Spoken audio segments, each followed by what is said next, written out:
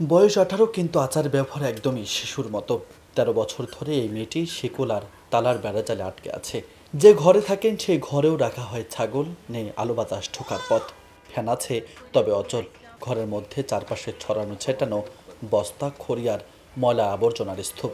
নেই শোবার মতো চৌকি বা খাটও। এটি ঝিনাইদহের শৈলকুপা উপজেলার আনন্দনগর গ্রামের হতদরিদ্র কৃষক দম্পতি নাসির মণ্ডল ও বুলবুলি খাতুনের মেয়ে নাজমিন খাতুনের গল্প। 18 বছর বয়সী নাজমিনের জীবনের 13 বছরই কাটছে শিকলবন্দি অবস্থায়।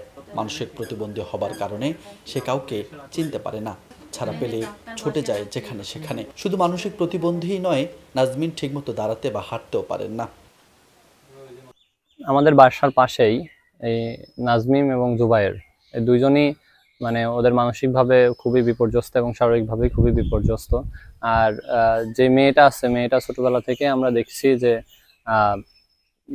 দৌড় দিয়ে বিভিন্ন অচেনা জায়গায় চলে যায় এবং মানসিকভাবে ওর কোনো ভারসাম্য নাই। কিন্তু যে ছেলেটা আছে জুবায়ের, জুবায়ের কিছুটা বোঝে, ডাক দিলে বোঝে।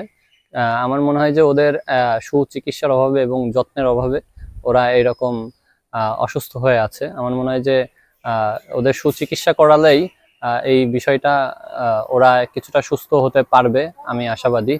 আমি দেখি মাঝে মাঝে যখন এদিকে যাওয়া আসা করি, এরা দুই ভাই বোনেই থাকে অন্যরকম করে, পাগলামি মেন্টাল সমস্যা। কারোর সঙ্গে কথা না বলেও ডাকে, বিভিন্ন রকম করে। যদি সরকার থেকে পরিবারের উপর সাহায্য একটু আসে, তার মনে হয় এই ছেলেটার বা এর ফ্যামিলির অনেক উপকার হয়। ছেলেটা অনেক ছোট আছে, আল্লাহর রহমতে যদি সরকার কোনো আর্থিক সাহায্য করে বা কেউ করে, তাহলে মনে হয় অনেকটা উপকার হয়ে যায়। জানা গেছে 3 সন্তানের মধ্যে মেয়ে নাজমিন মানসিক ও শারীরিক প্রতিবন্ধী ছোট থেকে। আর তার 13 বছর বয়সী একমাত্র ভাই জুবায়ের হোসেনও ভুগছেন মানসিক সমস্যায়। দরিদ্র কৃষক বাবা নাসির মণ্ডল কখনো নিজের জমি তো কখনো অন্যের জমিতে কাজ করেন। আর এই সামান্য আয়ে কোনো মতো সংসার চলে। টাকার অভাবে দুই প্রতিবন্ধী সন্তানকে উন্নত চিকিৎসা করাতে পারেননি। সরকার ও সমাজে বিত্তবানদের সহযোগিতা পেলে নাজমিনকে উন্নত চিকিৎসার মাধ্যমে সুস্থ করতে চান পরিবার ও এলাকাবাসী। 5 বছর বয়সের পরে যায় হাঁটা শিখলো।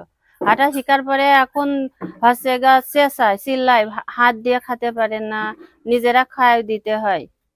আর যদি খাতে দেরি হয়, শিকল ছিঁড়ে নিয়ে বাজারের দিকে চলে যায়।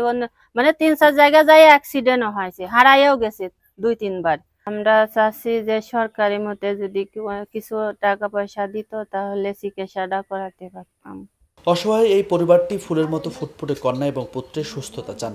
সন্তানেরা স্বাভাবিক জীবনে ফিরে আসলে তাদের পরিবারের সমস্ত আধার কেটে যাবে, এমনটি স্বপ্ন দেখেন বাবা মা।